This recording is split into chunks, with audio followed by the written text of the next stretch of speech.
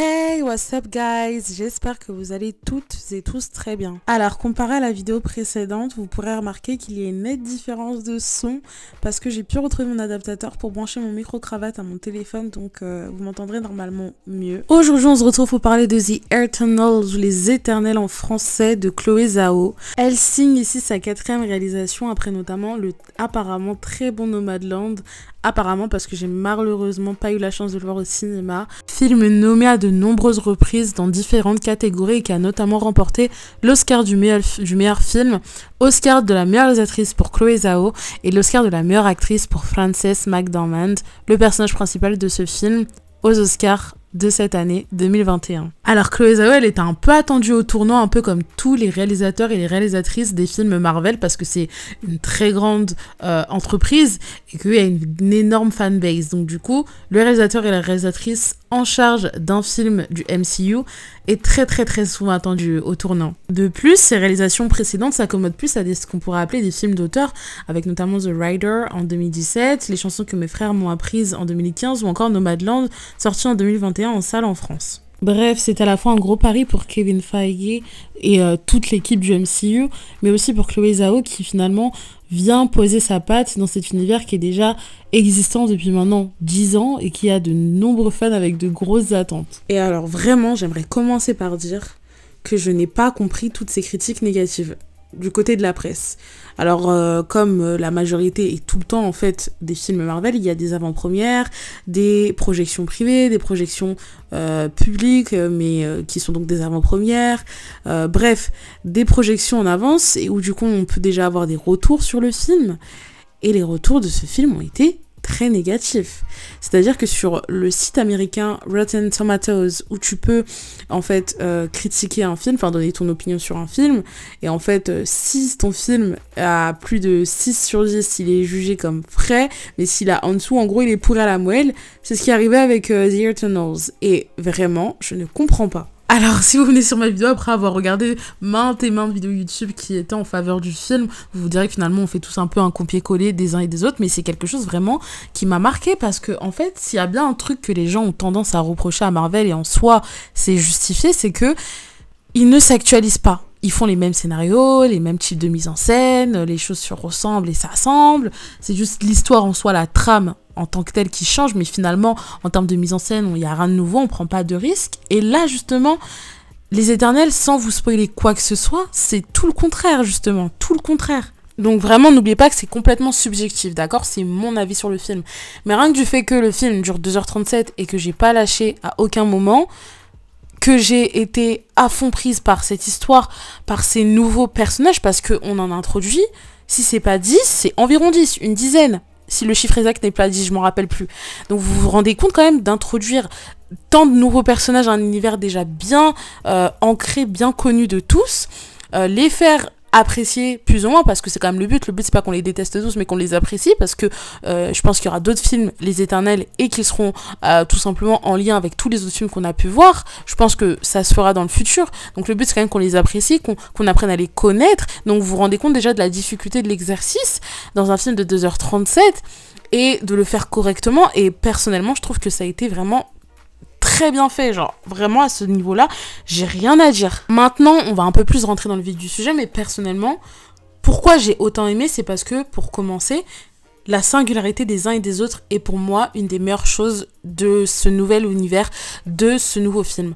Vraiment, chacun a un élément qui va forcément, hein, logique, un peu comme les Avengers, mais d'une façon un peu plus intéressante ici, les différencier des uns et des autres. C'est-à-dire qu'ils n'ont pas eu de film solo. Un des personnages du film, là, n'a pas eu de film solo. Donc on les a tous introduits au même niveau, dans un même film. On n'a pas une connaissance un peu plus supérieure à un autre par rapport aux uns et aux autres.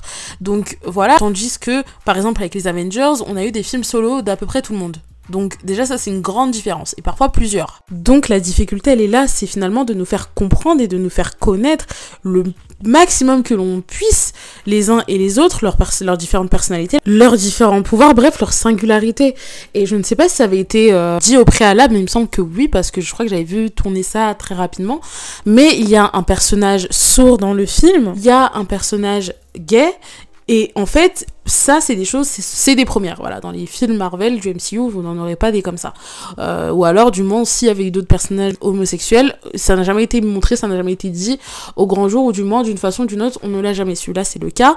Et en fait, c'est des nouveaux ajouts dont j'ai vu polémiquer un peu, et je ne comprends pas pourquoi, parce que en plus de ça, dans le film, c'est rien, c'est pas déterminant, c'est juste une caractéristique d'un personnage. C'est son orientation sexuelle. Pour le personnage qui est sourd, c'est un handicap, mais finalement, on nous montre que ces gens-là peuvent être dans des films de super-héros, peuvent être dans des films comme ça, et en plus, ce personnage en question, pour moi, c'est un des meilleurs, genre vraiment, je la trouve superbe, elle est jouée également dans The Walking Dead, d'ailleurs, et elle joue tellement bien, et vraiment, par exemple, son super-pouvoir, je trouve que c'est un des meilleurs, enfin bref, vraiment, bon, je vais pas trop en dire, parce qu'on n'est pas en partie spoil, mais voilà, tout ça pour dire que cette certaine singularité qu'on a su nous introduire, et qu'on a su nous montrer, c'est ça que j'aime, à la fois que ce soit au niveau de leur pouvoir, mais aussi de leur personnalité, ou de la personne qu'ils sont, leur essence en tant que telle.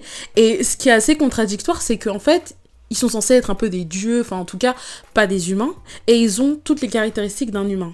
Tous à un moment donné ou l'autre, ils vont agir en tant qu'humains, avec un cœur d'humain, avec des réactions qu'on attribuerait plus à un humain, en fait, à un être humain, et pas à un dieu ou à quoi que ce soit. Après, voilà, les dieux peuvent avoir des émotions. Voilà, dans des mythes qu'on connaît tous ou quoi, on sait qu'ils peuvent en avoir. Et voilà, on va pas se mentir, les émotions que vous allez voir dans le film, on les assimile plus à des émotions humaines. Ou alors, on peut dire que leur mission première, c'est de protéger les humains d'une certaine menace, et pas de faire un social. Alors que là, on peut dire que par moments, ils ont clairement des émotions humaines. Vraiment, c'est ce côté sentiment, émotion qui m'a complètement pris, et je voulais donc savoir toutes les histoires d'amour, toutes les histoires d'amitié, toutes les trahisons, je voulais tout savoir sur cette famille que je ne connaissais même pas un peu, à part à travers des bandes annonces et des annonces un peu partout de Marvel et compagnie sur les réseaux sociaux, que je ne connaissais pas du tout, que j'ai connu après, et j'ai juste envie d'en savoir plus. Je veux encore plus de films les Éternels, je veux en voir encore plus de cette grande famille, on va dire, je veux en savoir plus,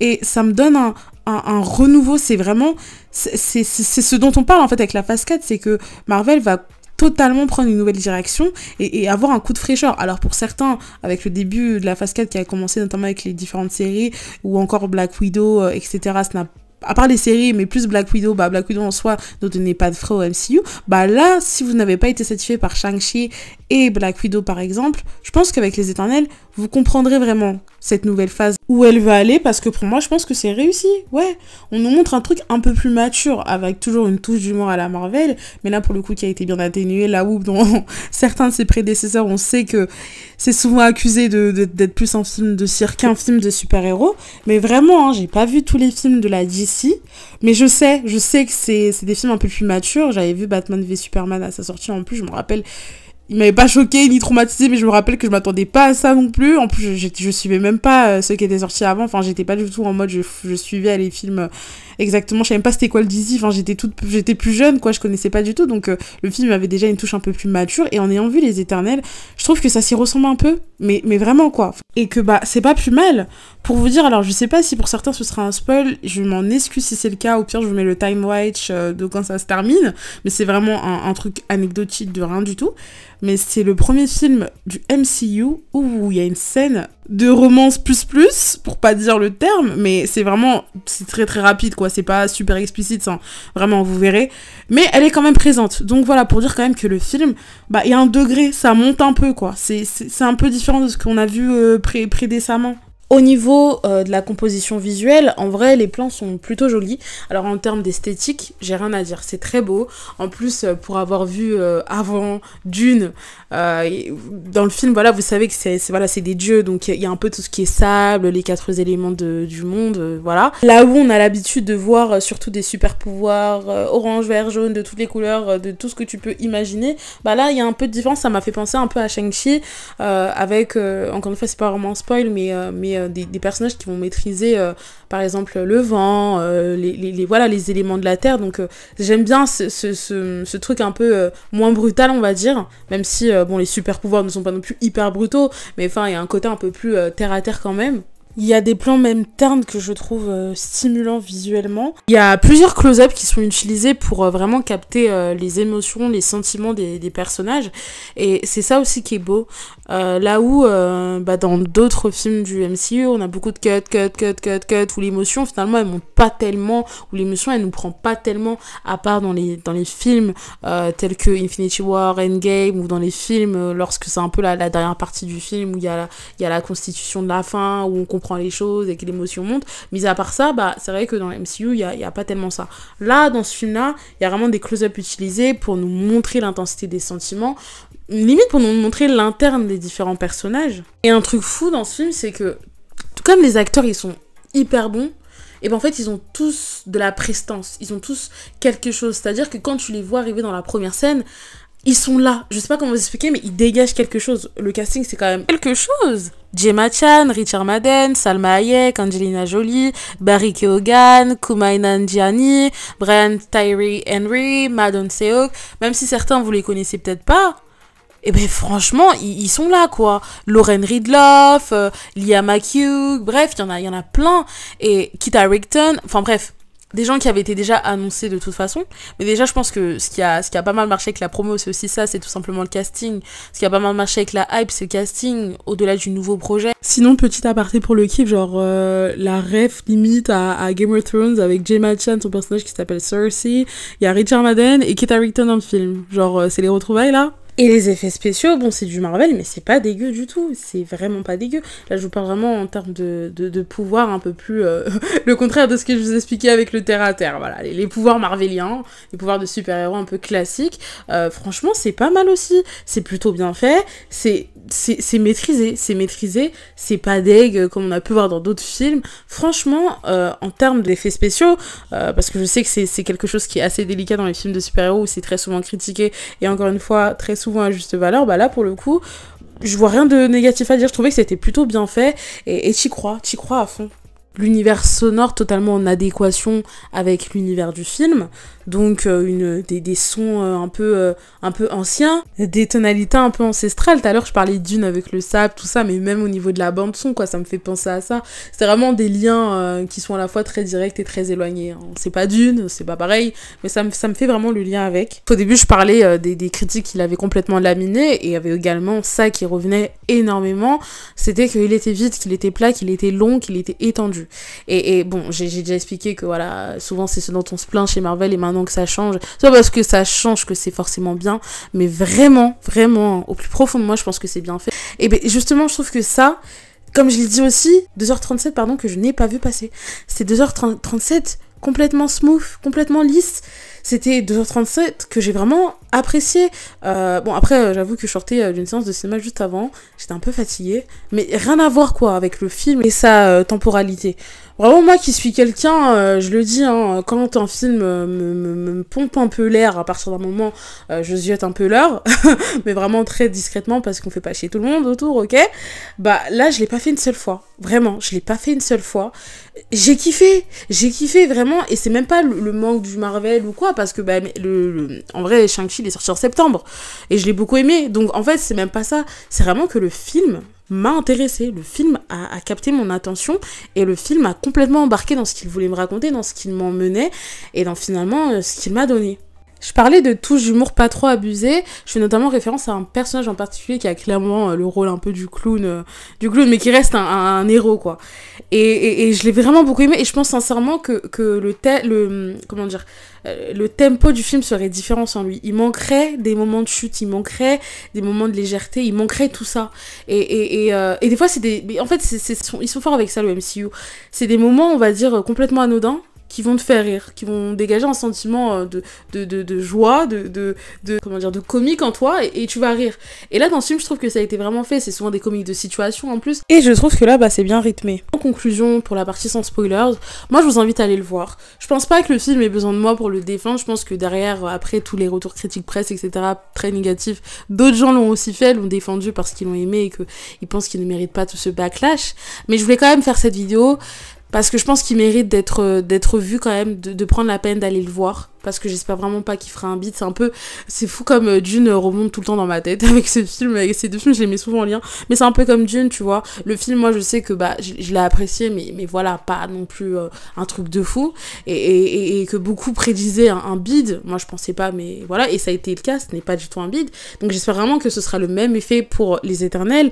Je n'en doute pas tellement parce que c'est un film du MCU, mais en même temps il y a eu beaucoup de retours négatifs, donc je me dis que les gens, ça va sûrement les démotiver à y aller, entre les passes sanitaires, entre la passe qui coûte cher pour certains, enfin bref, pour plein de raisons qui sont propres à chacun. Certains vont se dire bon bah lui on va le regarder sur le canapé quoi. Et justement je pense que c'est un film, comme il est assez long, qui a pas tant d'action que ça, je pense que c'est vraiment un film à aller voir en salle si vous le pouvez, s'il vous plaît, parce que je sais qu'on a tendance à être plus concentré en salle que si on le regarde au salon, dans notre chambre, sur notre ordi, notre téléphone, notre télé, bref, dans un cadre où on a beaucoup de distractions, c'est complètement différent. Donc voilà. En tout cas, je m'arrête là pour la partie sans spoilers. Je vous invite à quitter la vidéo si vous ne l'avez pas vue, à revenir plus tard, liker, partager, commenter. En passant partie spoilers. Pour la partie spoilers, je voulais parler de la première scène générique en premier lieu. Alors malheureusement, j'ai été spoil qu'il y aurait Harry Styles dans le film, et étant donné qu'il ne faisait partie de aucun des Éternels qui n'était pas le méchant du film, j'ai su qu'il serait sûrement dans la scène post-générique. Par contre, je ne savais pas ce qu'il serait, et donc de ce que j'ai bien compris, c'est un dieu, il me semble, ou un roi, je suis désolée, c'est un peu brouillon dans ma tête, et qu'il est là pour les aider. Et j'aime bien le délire, tu vois, avec son petit lutin là, qui est un peu son valet, pour reprendre les termes du film à plusieurs reprises, vous comprendrez. Et je sais pas, il a quelque chose, il a de la gueule, hein, Harry Styles en vrai. Dans Dunkerque, je me rappelle quand je l'avais vu, franchement je me suis dit ah ouais, il est pas mal du tout quoi, tu vois. C'est pas un chanteur qu'on recycle pour un film pour avoir plus de popularité quoi. Je trouve qu'il a vraiment quelque chose, et du coup j'ai hâte de le voir dans les prochains, et j'ai hâte aussi de voir tout simplement comment ça va se passer pour ceux qui ont été kidnappés en fait, et de voir finalement ce qui va leur arriver. J'ai très très très hâte. Aussi, une chose dont je suis quand même très contente, c'est que j'avais trop peur que Drogue soit le nouveau méchant. Mais genre vraiment un méchant, tu sais, qui sait contrôler tout le monde. J'aurais trouvé que ce serait à la fois un peu réducteur, un peu facile, et surtout un vrai gâchis. Donc je suis vraiment contente qu'il ne fasse pas partie du côté des méchants, qui dirige un peu tout le monde, qui fait un peu ce qu'il veut de tous ses soldats, à la Daenerys dans Game of Thrones, pour reprendre toutes les rêves tant qu'on y est, autant continuer. Mais que ça a été plutôt Icaris, je l'ai pas du tout vu venir, et j'ai trouvé ça vraiment super en fait, comment ça a été tourné. Et puis tu sais qu'il reste pas méchant, enfin je pense que s'il y a des futurs films, ce qui est certain je pense, il aura un rôle méchant, il aura, à part s'il reprend ses esprits et qui revient dans la ligue, mais je pense qu'il aura une petite phase méchante, peut-être. Je sais pas, à voir. Mais je pense pas qu'il sera méchant. Tu sais, je pense qu'il sera du côté des gentils méchants, quoi. Ce sera pas un Thanos. Il va pas détruire 50% de la population. Non. Quant à la deuxième scène post-générique, j'avoue que j'avais pas compris, en fait, qui était la personne qui avait interpellé donc le personnage de Kit Harington. Il s'appelle... Dane, voilà. Et en fait, j'ai lu plus tard, un peu en regardant les avis et tout, qu'apparemment c'était Doctor Strange. Donc j'ai super hâte. Mais Doctor Strange, de toute façon, là, il est au centre de nos attentions, en fait. Docteur, on t'attend. Tu vas être dans tous les prochains films, on t'attend. Non, plus sérieusement, le multiverse, forcément, tu fais jouer Doctor Strange à fond dedans, quoi. Mais là, si c'est vraiment lui, ça me fait trop plaisir, genre, de voir tous les univers se lier comme ça, là. J'aime trop les petites rêves à Thanos, tout ça aussi dans le film. J'ai beaucoup aimé. En fait, tous les petits détails comme ça qui lient en fait ce film aux autres films du MCU, j'aime bien, sans que ce soit trop non plus, parce que j'ai bien aimé aussi le fait que ce soit vraiment un film à part aussi. Limite, si on peut voir leurs histoires encore un peu plus, sans forcément de lien avec les Avengers, franchement, moi je dis pas non. J'ai beaucoup, vraiment, comme je vous dis, j'ai beaucoup aimé cette nouvelle famille, ces nouveaux personnages ajoutés un peu à la Gardiens de la Galaxie avec leurs deux films, j'ai vraiment aimé. Et vraiment, j'aimerais bien voir leurs histoires à eux d'abord, avant qu'il y ait une intégration claire et nette aux Avengers. Bref, ce nouveau film du MCU, Les Éternels, pour moi est un grand oui, en espérant que vous irez le voir, que vous ne vous arrêterez pas sur les commentaires uniquement négatifs, parfois même pas justifiés, juste méchants pour être méchants. Et en tout cas, d'ici là, je vous fais de très gros bisous, prenez soin de vous, abonnez-vous, likez, commentez, activez la cloche si vous avez kiffé. Peace guys.